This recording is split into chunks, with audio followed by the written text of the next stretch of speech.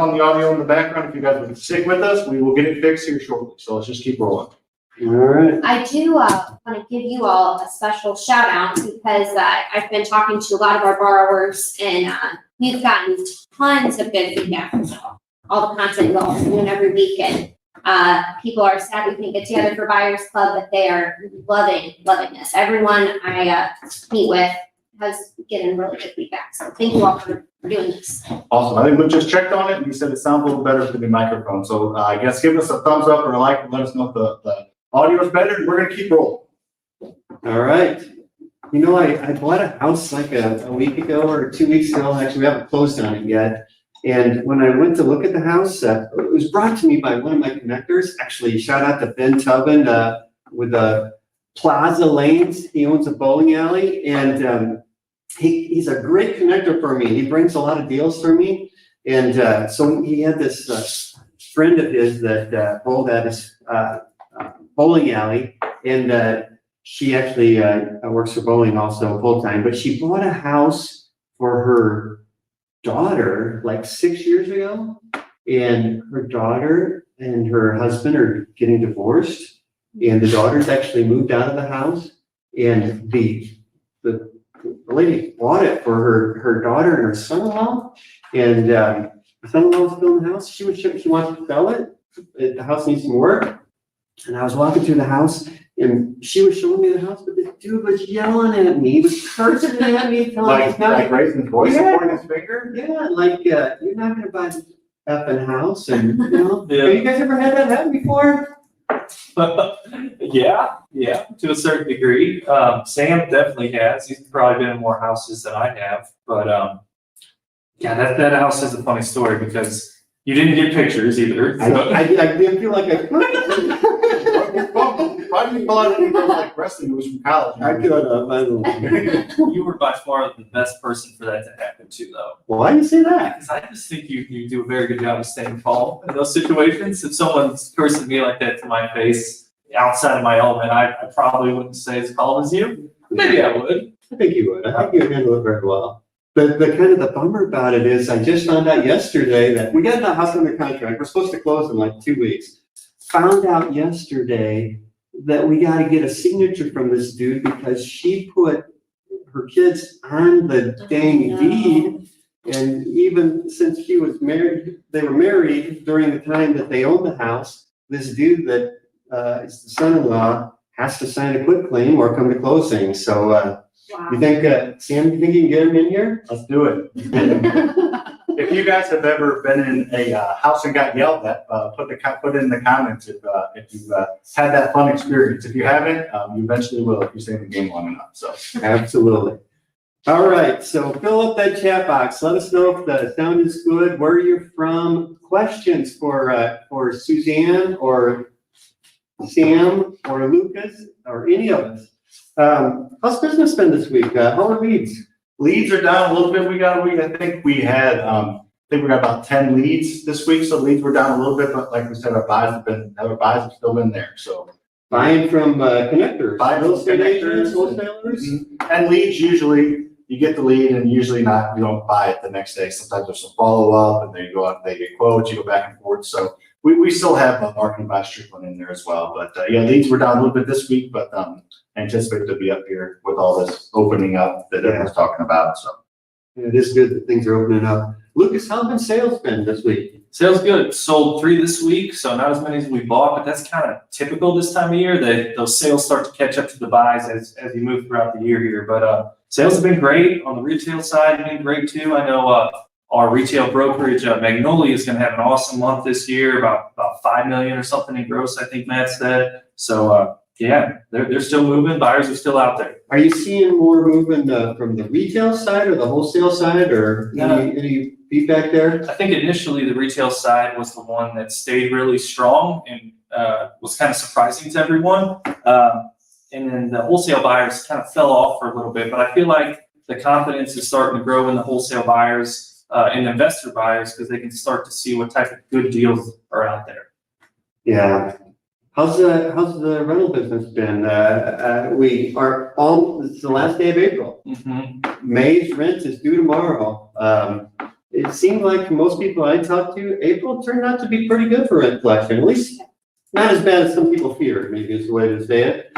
How do you feel about May? So yeah, so we're at 95% for this month, so not as good as some people, but not as bad as it could have been. And we're going to go make a deposit today, so we should be a little higher. May will be a little more challenging, but we're just taking the same steps that we took in April to make sure we're communicating and providing all the resources to our tenants. And I believe that hopefully all your tenants are paying good and you're communicating well, but I believe the courthouses are still shut down, so no evictions yet. You just got to work with your tenants as best you can, give them resources, and hopefully it all works out. Yep. Hopefully the courts open up again here in May. I think they will. I think they will too. We'll see. We'll get them opened up. As long as you're in Missouri and not Illinois. Yeah. They live in Illinois, so they're a little bit different over there. Yes, they are. Yeah, cool. So Jen said, I have never been yelled at, but I have had, oops, where'd it go? That's fine. I have had the owners make incredible racist comments and expect me to agree. Oh yeah, I've had that too. Yeah. Yeah, that's very uncomfortable. I know, you just, Brush it off and keep going. yeah, exactly. It almost feels like that happens to me very frequently, way more frequently than you feel like it should. It's kind of pretty shocking. Is So I that don't- from sellers usually, or where's it Oh, usually yeah, coming from? always sellers. Yeah. It's, just a lot of sellers when you walk through the house. I feel like it's probably for me, like 1 out of every, probably 8 to 10 owner occupied houses I go to. People just say Inappropriate. pretty inappropriate things, especially as a female in the industry. It's a little like, whew, okay. Just try to be nice and polite and as polite as you can be and keep moving. Yeah, I agree. And another good comment from Jen on there, we were talking a little bit about the retail business at Magnolia earlier, how things are pretty strong. And she's saying a lot of her buyers are having trouble finding things. There's definitely still Super tight. still not much of supply out there. There's still more demand than supply for sure, especially in under $300,000 price range. But that is a great comment, Jen. Yeah, I appreciate that, Jen. Hey, Rachel, can you throw that little questions, little banner thing? That was kind of cool. I liked when you were doing that last week. So we always do a shout out to a trusted vendor every week. So this week we're going to do a shout out to Floor & Decor. I love Floor & Decor. They got 2 stores in the St. Louis area, one in like Bridgeton, one down in South County. It's just like a huge warehouse with all like floor and decor, but primarily like hard surface flooring for the most part. But then they have other things too. But gosh, they got the biggest selection I've ever seen of hardwood floors and tile and Backsplashes. yeah. Yeah, they're great to deal with. I actually use them for my in-laws when they moved into their most recent house. We used them for a lot of materials. It was super easy. Ordered it online, paid for it online. The contractor went and picked it up. So they're great to work with them. But huge selection, like you said. You can go into some other places and look online and try to see exactly if this tile will match your wall. But you can go on the Floor & Decor and it's all there. You can actually see it physically rather than just on a computer. So all their stuff they have online is there in the store. You can get it. So it's pretty awesome. If you go by the Bridgeton store, ask for Chad, say you heard about him on the Faster House, our FasterFreedom live stream. Chad's a good guy. He'll take care of you. We got a special guest in the what do you call it, the bird's nest today? It's not a bird's nest. Live in the bird's nest. Suzanne Luther, she runs, partner in our hard money lending business, runs the business. We wanted to ask you some questions, but while we're asking Suzanne questions, make sure you guys throw questions in the chat box for her or Sam or Lucas or anybody. So, Suzanne, what's the ideal client for your lending business? That is a great question. Our ideal client is someone who is in the local area, so someone who's in the St. Louis area, who is interested in real estate investing or has been investing in real estate for years, is looking for basically a money partner. So they know what they're doing. They have really strong cash reserves, especially in a time like right now where, like the market's still staying good, there's still some unknown. So cash reserves are super important to us. And people who just have a lot of grit and are going to just keep pushing forward and want to do, multiple deals with our people. We really invest in all of our borrowers, and we want someone who's just going to keep doing business with us over and over again and are really excited about real estate investing and all the opportunities. So they could be anyone from a rehabber, a landlord, or even a wholesaler who needs to close on a deal before they can really shop it to people due to a variety of issues. Nice. Give a quick shout out. We got Paul Rogers from Sacramento, California. What's up, Paul? What's going on, There's a Paul? picture of Paul there. I like that. This Good is pretty looking, cool. good looking Paul. George, you've got a great question there, and I think it goes really well for you, Suzanne. So, because you do a lot of loans on the front end for people doing the BRRRR method. Yes. And George's question is, when doing refinancing to pay off the hard money loans, are banks still doing these kind of loans? Has the banks tightened up their requirements? Yeah, so about half of our loan portfolio right now are made up of people who are doing the BRRRR method. So someone is buying a house at a discount, they're putting some money into it, renting it out, and then they're refinancing with the bank. Throughout the past month and a half since everything started, if you are trying to refinance out with what I would call kind of like a hedge fund, like I don't know, like a big hedge fund lender that's going to put you into like a 20-year fixed rate or something like that. A lot of those people have just gone away. I had a borrower who has 2 multifamilies that he was trying to refinance and had finished up his appraisal and was like a couple weeks away from the refi, and they just said no way. But people who are refinancing with strong local banks who believe in the local real estate investor and understand the BRRRR method and rentals, we haven't been having any problems with our borrowers refinancing. It has been taking them a little longer, especially because the local banks are so involved with all the PPP stuff. So we've heard feedback from borrowers that what used to maybe take 3 to 4 weeks is now kind of pushing to that 45 days. But as long as borrowers are organized with their paperwork, communicating, and maybe doing a couple more check-ins with their banker than normal, they're not having any problems. And with if someone's doing a 30-year refi, 30-year fixed refi, more like a mortgage broker, those are for sure taking 45 days. They're definitely starting to take a little longer, but they're still happening. We had 2 rental loans pay off this week, and we actually had 4 rental loans pay off last week, so they're still happening. Awesome. So, what do you kind of building on the BRRRR method here and landlords? What you see a lot of landlords doing the BRRRR method, and you kind of see if it's working well for them or not. Do you see anything that you can kind of talk about that makes somebody a good landlord and somebody that makes that BRRRR method successful? And what are their traits, or what do they do that makes them successful?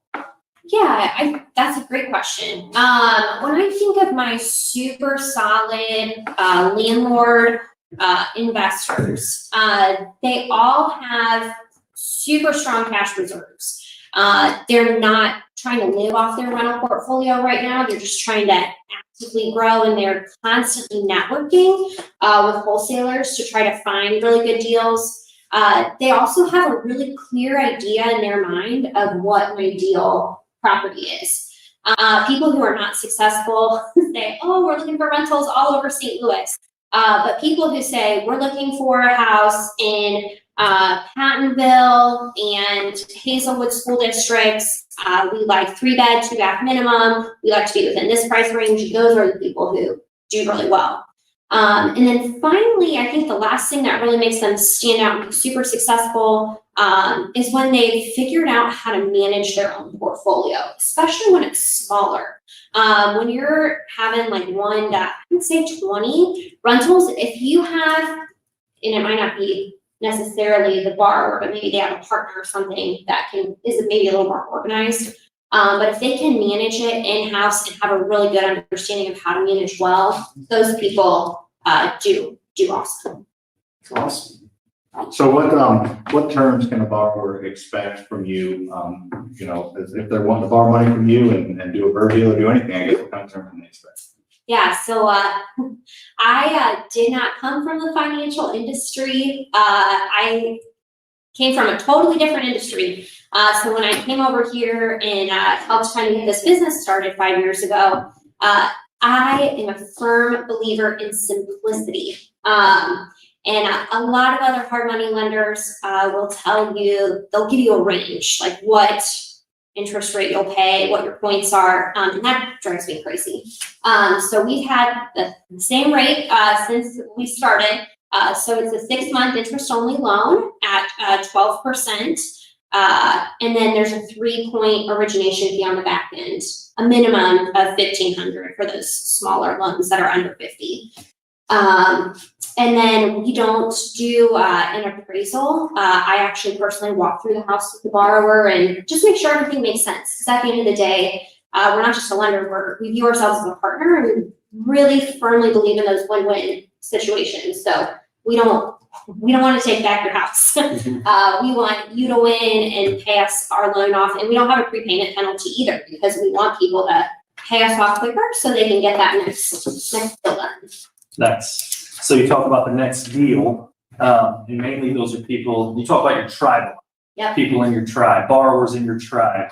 Tell us about your tribe. How did you build that? And then also, why does it benefit your company to have a tribe of borrowers?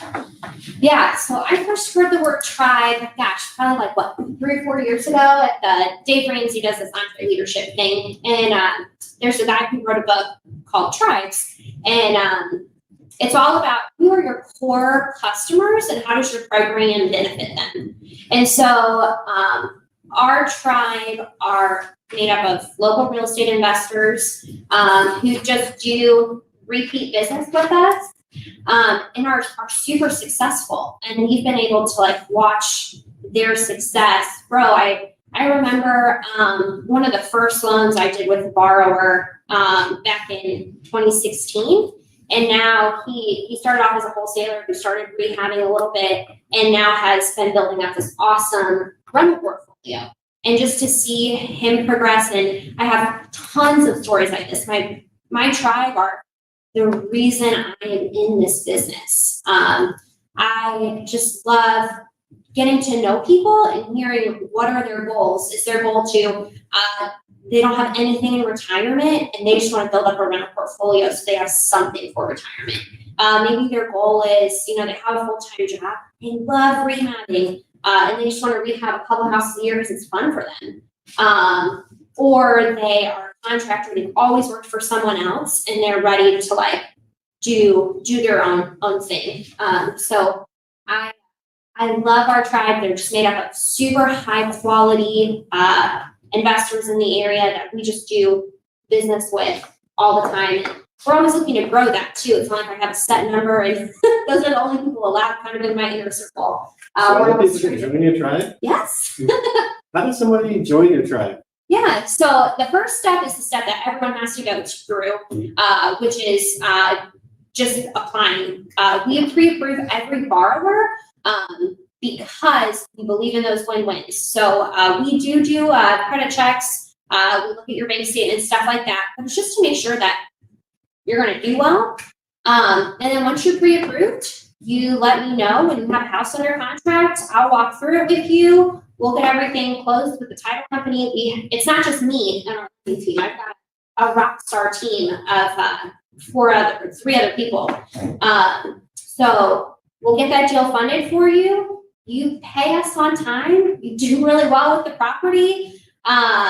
Pay us off, and then we just keep doing that over and over and over again.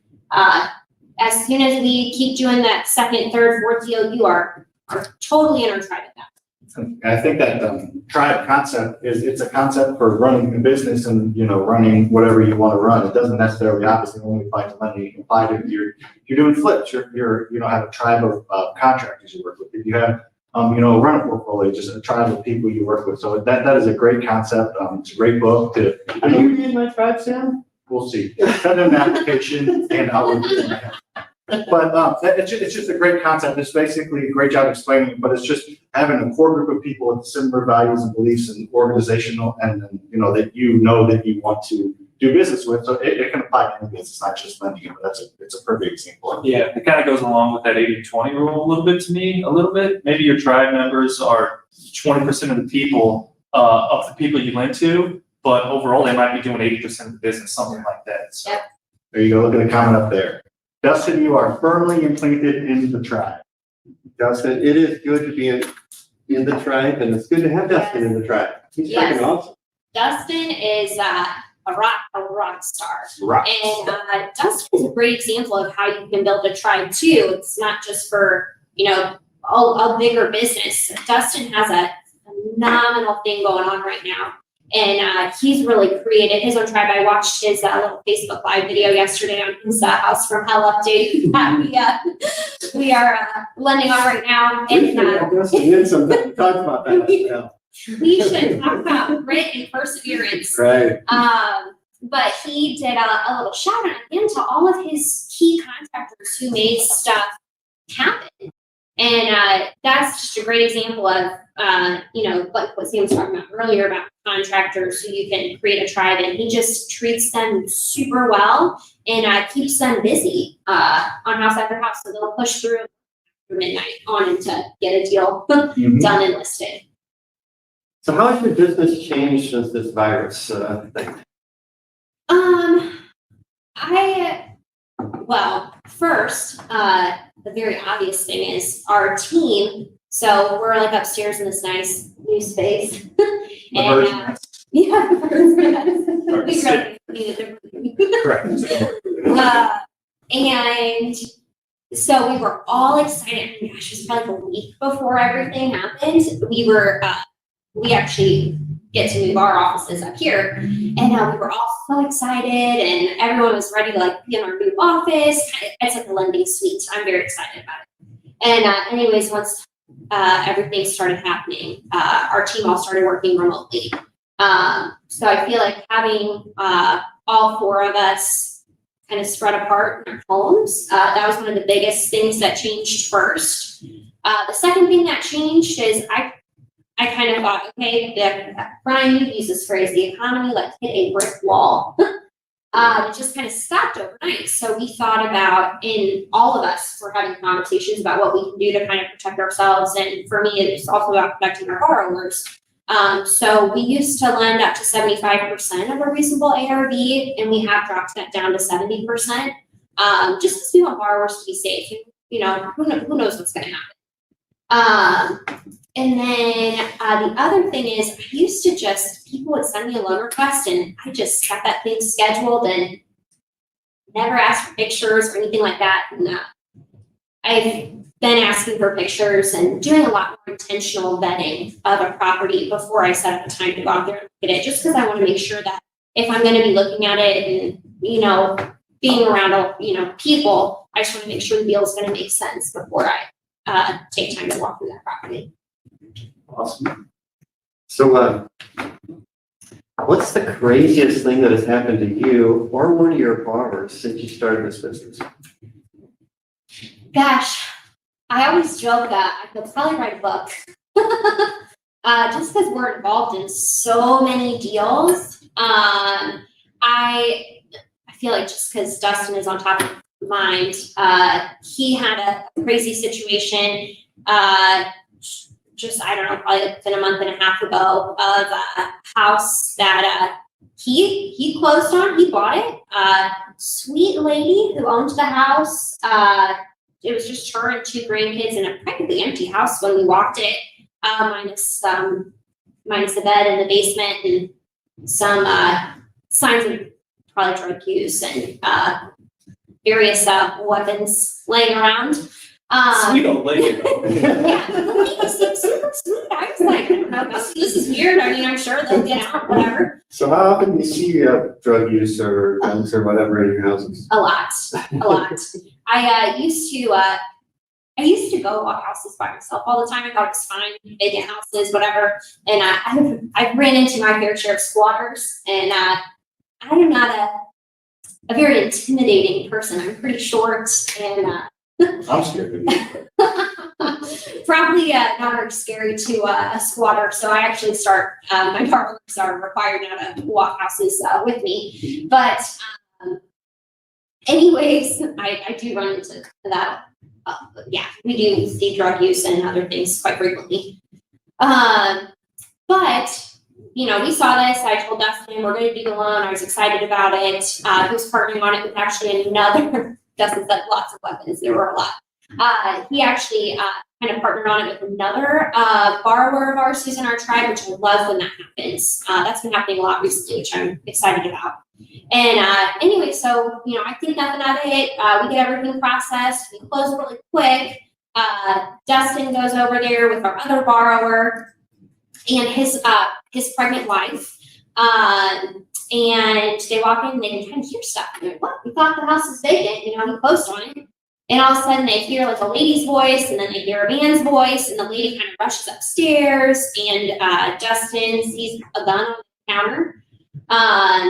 Anyways, the lady walks up, starts yelling, and then a guy in the basement walks up. So anyways, it got a little dicey.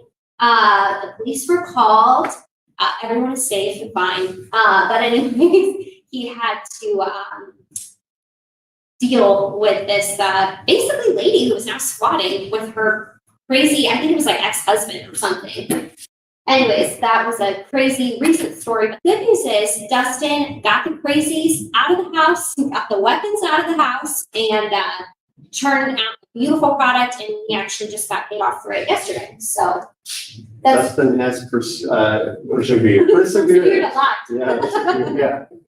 Jen up here said that all that kind of stuff you see with swords and mace with kids lying around, the stuff you see, you get to see how some people live a little bit different than you think. Yeah, like when you go through, I don't know, between all of us, we probably see 300, 350 properties plus a year. Yeah. And the properties, why we're in the properties in the first place is because there's a situation going on with that seller that's not ideal. So usually we come across things like this, which is just part of the gig, but we try to help them out any way possible and move on and make the house nice again. Yeah, my least favorites are the animal smells. When you walk through like intense, you know, border houses and stuff. They always have a very distinct smell. I can smell it just thinking about it. It's gross. George has a great question up there. On his previous verse, he had W-9 income. They could show the bank to do the refi off the hard money loan now. As a real estate investor, he doesn't have the W-9. Any local banks you'd recommend working with? I think he means W-2 income there, but it's tough. Like when we left our W-2 jobs, that first year of transition into being a real estate investor they questioned us the most. The banks questioned us the most. So I don't know. I agree. That first year is the toughest. It just kind of comes down to showing tax returns, you know, and when you become self-employed, make sure you actually show that you make some income on your tax returns. And it has to do with relationship a lot as well, because that's, I think, a big reason why Luke and I have been able to grow so quickly, so fast, as we had a W-2 job to show with good income. You know, the banks, and you like to see that too. Whoever's lending you money likes to see, you know, steady streams of income, which is a W-2 is viewed as a very steady stream of income, as opposed to being an entrepreneur and just bringing in whatever you can. So I think that's a big part of it is, you know, being able to grow with a job, which is we did at the beginning, but then also building relationships with the bank. The banks we work with are great. We mainly work with American Bank and First State Bank, St. Charles. We also work with First State Community Bank. So those are the three we all work with, and we really, really like working with them. And they're all about building a relationship and trusting you, and they're willing to do things that, you know, a lot of big banks wouldn't, because they trust you and you have a relationship with them. Yeah, in my mind, there's a couple of key things that Sam said that I just want to highlight. I do say a lot of key things. Why did you want to highlight them? Probably because I didn't explain them right. But if you're going to explain them right, you know what I was trying to say. Go ahead. Sam and Lucas didn't just like have W-2 jobs and then just quit them and jump into real estate. They had W-2 income and were investing in real estate. So they were showing their banks what they could do. And then when they made that transition, they communicated, and then made sure to show money on their tax returns. Brian talked about that. I have so many borrowers who want to like try to write as much stuff off as you can. If your intention is to be bankable, you have to show good income. Yep. And you have to do it year over year, because every year the bank is going to re-look at your stuff. So don't just think, oh, you have a rental this year, you're going to show good money. Always show good money on your returns if you want to use local banks. Absolutely. Hey, a shout out to Veronica Short. Thanks for joining us. And James Harlock, would love to have you as part of the tribe. So thanks for joining us today and watching. What else you guys got today? If you guys have any questions on lending or hard money lending, put them in the chat box. We'll get to them here. Yeah, we got a few more minutes. We're going to chat. I do want to say that we see a lot of people on Facebook and on YouTube on here. If you're on Facebook and you haven't gone to our YouTube channel and subscribe, please do that. We do this every week. We release 2 other videos every week. So we're out here, multiple times a week. So definitely subscribe and like our content. We would appreciate that. And if you're on YouTube watching and you're not subscribed, please subscribe. We're having a lot of fun and giving a lot of good information every week. So yeah. I kind of want to wrap our businesses up into one thing for you guys here. We're kind of like a one-stop shop. So if you're in the St. Louis market and looking for houses, we have houses. If you're looking for financing on your rental properties or rehab properties, we have financing with Suzanne. We also have an in-house brokerage, Magnolia Real Estate, who can help you sell your retail flips. So we kind of have it all here for you guys if you're interested in getting involved in real estate. Excellent. So you talked a little bit earlier about what makes a really good borrower for the BRRRR strategy and not necessarily borrower, just investor. What makes a successful investor or landlord in the BRRRR strategy? What do you see that makes a successful rehabber? Yeah, I think successful rehabbers, I always go back to this, and I feel like I sound like a broken record, so I said it now like 4 times, but good cash reserves.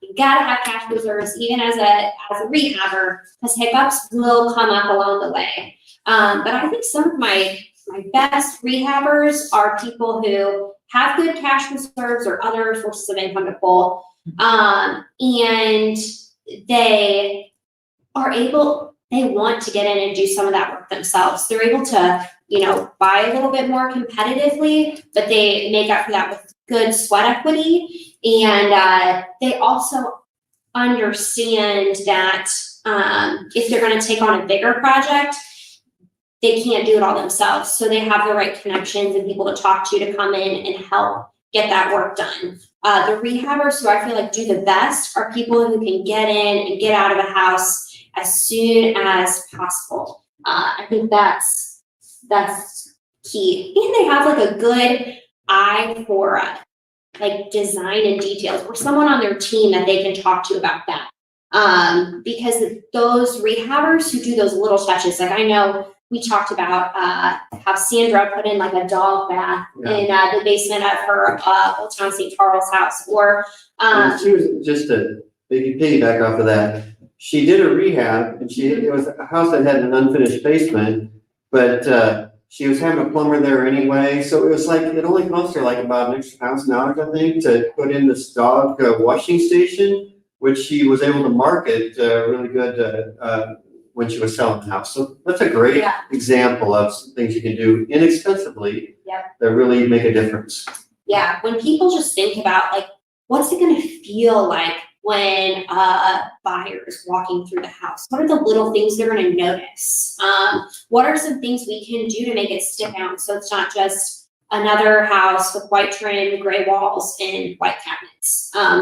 Anything little that you can do that doesn't have to cost a whole lot, but just makes it stand out. Those are the rehabbers who win every time. We have another borrower of ours who she just does, she's got a great eye for design, and she goes on Wayfair and is some kind of like Wayfair specialty member. I don't know, but she gets awesome deals, and she just scours the deals of the day and finds the coolest light fixtures and vanities for her properties. So she gets fantastic deals on them. So it's taken a little bit of her extra time, but those little things just make a lot of difference. So I got one last question. sounds good. All right. So are you seeing most of your rehabbers staging their houses or not staging the houses these days, or a mixture? I think probably like 65% are staging their properties. I think it's become more of a trend. When we first started, I feel like I saw it every once in a while, but I would say it's gone up quite a bit. I would almost say maybe 75% now stage their houses, especially their nicer houses. They always stand out in, I mean, I don't have firm statistics on this, but I feel like their houses always go first. In that virtual staging, I personally don't care for. But the genuine, real staging, it just always looks so much better. And they do sell so fast. I think I don't know, those little touches like that, they have been helping. I didn't believe in it a few years ago, but I do believe in it now. Awesome. Thanks for joining us today. It was fun. Thanks for having me. Coming into the bird's nest. Yeah. That was it. Yeah, it's nice. I gotta think of the name sooner than I thought. We'll start with that. All right, let's wrap this up. You guys got anything to add before we wrap it up? I do, yeah. Just this whole kind of theme of this talk has been about hard money lending and funding. So I just want everyone to know if they do want to grow aggressively, it's important to have, hard money be a staple of your lending, but have funding sources. You don't want funding to be the reason you can't find a deal. You can do the BRRRR method, you can flip, you can do all that with hard money. With private money, you can do that. We've probably, 40, 45 houses we funded through Faster Fund. So they're a great way. You can do the BRRRR method with hard money. It's still, their rates are extremely competitive. We like to use private money for a lot of it too. Private money is can be a little less expensive, to actually borrow from. But overall, the terms are great, and you can grow a portfolio, borrowing every single deal from a hard money person for sure. So especially Faster Funds, they're great to work with.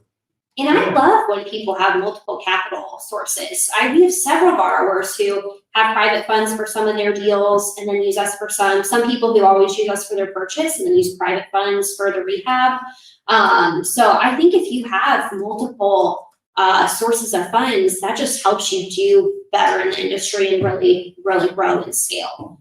It doesn't have to be all or nothing for one of those finance options. For sure. Agreed. Awesome. So thanks for joining us, everybody. If you want any more information on any of the things we're doing in our education business, go to FasterFreedom.com. We do hold boot camps and webinars and do coaching. We have coaching programs. So we'd love to have you join if you are interested. And we will be doing this every Thursday at 11:30 a.m. Central Time. So come back next Thursday. You're always, if you have an issue come up through the week and you just want to brainstorm with somebody on it or ask questions, come back to this time next Thursday and share your question. We'd love to brainstorm with you on it. So thanks for joining us. See everybody next week. Bye for now. See you guys.